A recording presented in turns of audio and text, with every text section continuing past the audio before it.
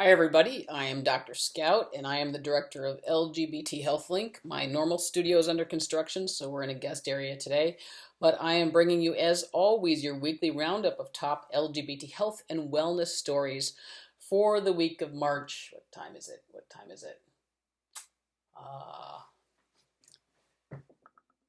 I'll look that up. In our first story, there's a new reason why we smoke more, the NABE. Our dear friend Joseph Lee has come out with another research study looking at LGB, unfortunately no T, smoking. The results show that the density of tobacco retailers is higher in our neighborhoods. This makes it, of course, harder to avoid cigarettes, especially when we're trying to quit. In our next story, as part of Centerlink, we love our LGBT community centers and we love research on them. Megan Paisley has come out with a new study exploring why people engage with the community centers outside of the big cities.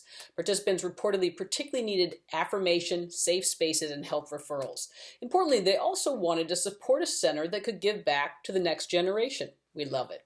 If you follow this video regularly, you know it's one of our favorite times of year. It's Bisexual Health Awareness Month.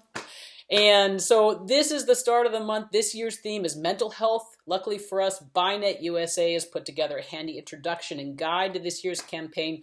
Make sure to follow them on Twitter and Facebook for weekly stats and updates.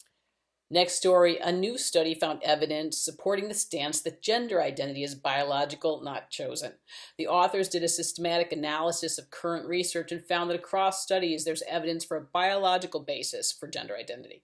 This is tremendous news for the trans community and echoes what we have been saying all along.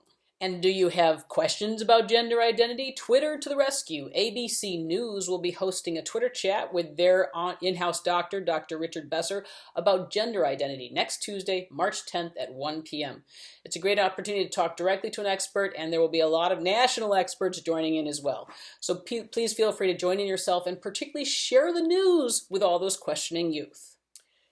In our next story, a proposed bill in California will require all companies with state contracts to provide equal health benefits to transgender and non-transgender employees.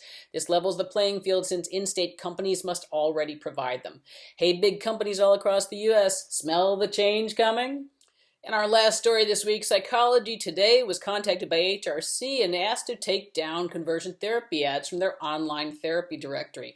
We'd like to remind you at this point of our earlier story about the UN flagging conversion therapy as a human rights violation and even potential torture.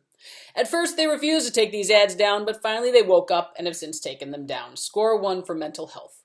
And on that good note, we're going to leave you. That is the end of the Wellness Roundup for this week. Please remember, if you like us, subscribe, follow us on Facebook and Twitter too at LGBT Health Link.